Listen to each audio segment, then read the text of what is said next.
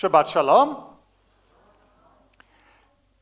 The collection of psalms that make up Kabbalat Shabbat that we just concluded, running from Psalm 95 through to 99, plus 29, plus 92, 93, they have a number of different themes in common, but one that is most telling and connected to this week's parasha of Ki Teitzei is the theme of justice. The idea that God did not merely create a material world around us and then let it go spinning off into the void of chaos, but that God created a world that had within it a pattern of justice, a pattern of understanding, a pattern of way that we should act.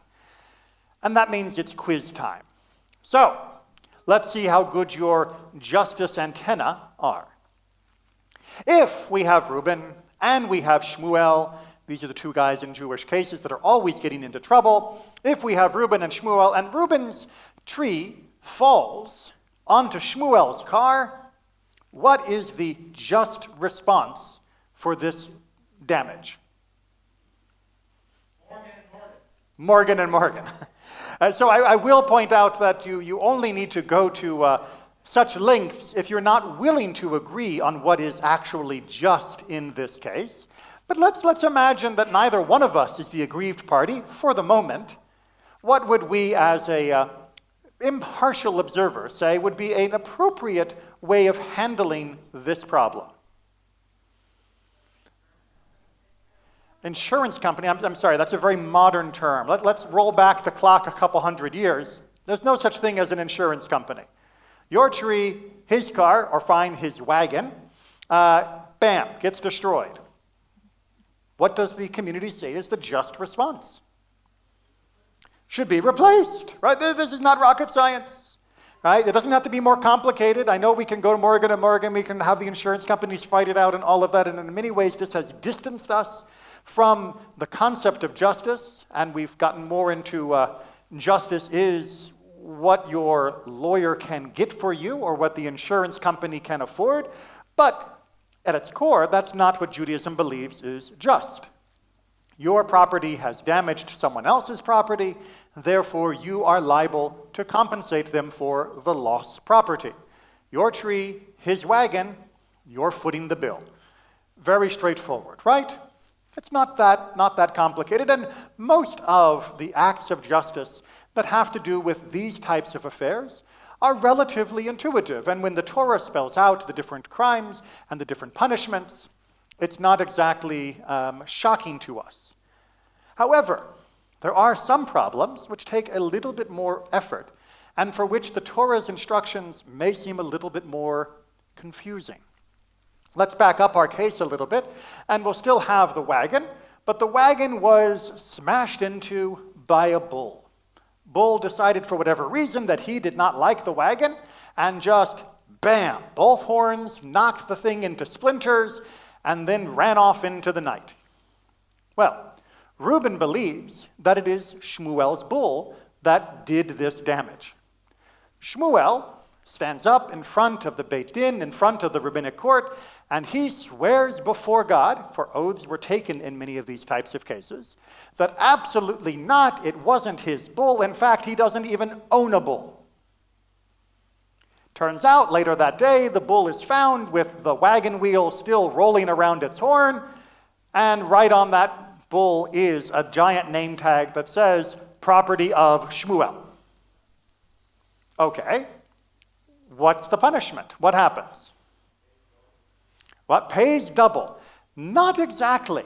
So you're referring to the Edim Zomamim, which are lying or conspiring witnesses. And indeed, if two others had gotten together and said, we swear that we saw Frank's bull do it, then they indeed would be on duty for double the price that they were, of what the wagon would have been worth. However, Shmuel was not giving testimony. He was swearing an oath that it was not his bull. And that is a different type of infraction. Well, first of all, the basic answer is, well, Shmuel has to pay for the broken wagon, right? That part doesn't change. But then, if that were the only punishment, you might begin to think, because I think you can hypothesize this, not that any of you would be so cunning or devious, that if that were the only punishment, then why wouldn't you lie and under oath every single time in the hopes that you wouldn't get caught? Right? Why not say, it wasn't my cow, I've got no cow, and just roll the dice and hope that the cow never turns up. And if it does, fine, you'll pay the fee, and if it doesn't, bam, I've won. Well, the Torah gives us a different explanation of what to do to somebody who lies under oath. Of course, they have to make good the compensation for the damages that they did, just as if they hadn't lied. And then we take them to the town square. We have them stand against a frame. We take off their clothes, or the upper clothes, and we flog them. They get whipped. There's a special procedure. The flogger stands on a special stone. There's a special whip that is used. There is a special technique for how the arm is brought down, of where the stripes are laid across shoulders and back and such, to vary it. There is even a process of assessing the health of the person who is about to be flogged, to make sure that they indeed can withstand the blows and that this will not be a fatal process for them. But they get flogged.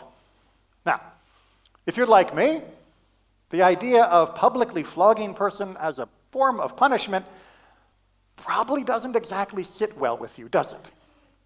And certainly this is not a form of punishment that we use in the modern court system, at least not, to the best of my knowledge, within the American court system, although we did fairly recently. But what do we do then? And is what we do more fair?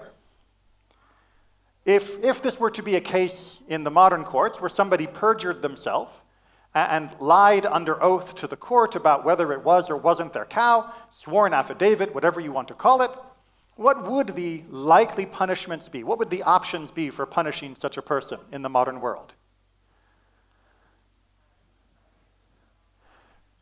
Financial penalty and imprisonment, right? Those are our two go-to possibilities for punishing somebody in the modern world.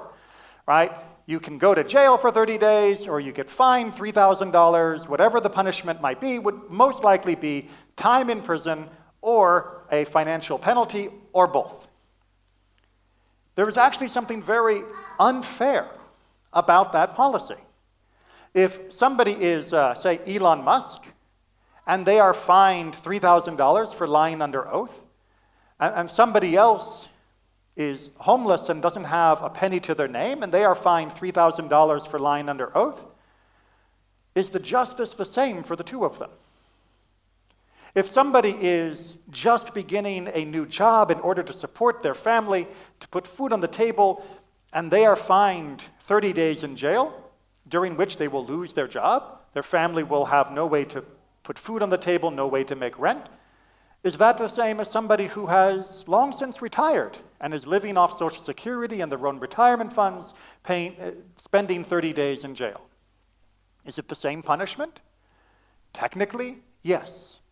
Is it the same justice? Not exactly. You see, in Judaism, as much as we may dislike flogging, and I am not advocating that we bring it back, Judaism understood that for justice to be done, it had to be done in a way that was balanced for all the members of the community. That is why they assessed the physical need of each person. They made the flogging relative, if you will, to the physical stamina of the person.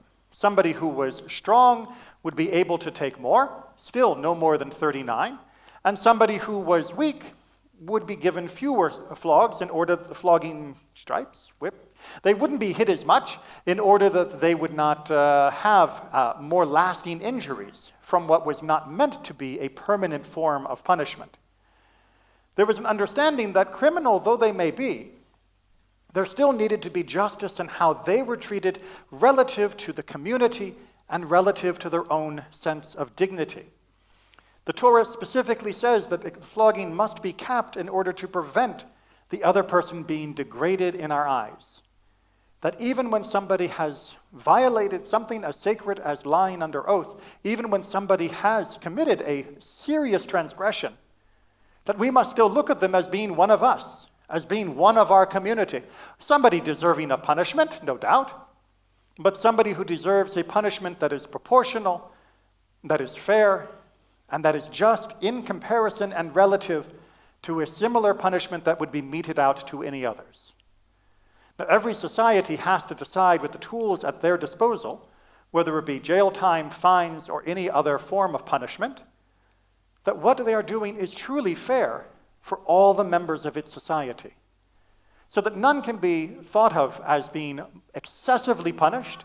Others cannot be thought of as skating through the crime without truly being punished. And none are considered to be less than human, less than our equal, even when they must be punished. As distasteful as this whole episode of flogging is, and certainly, again, I'm not advocating that we bring it back. There are other tools at our disposal, which I'm happy to talk about afterwards. As much as we may not like that particular idea, let us not lose sight of the essence the Torah is trying to teach us. We must be humane even as we punish. Anything less than that would be criminal. Shabbat Shalom.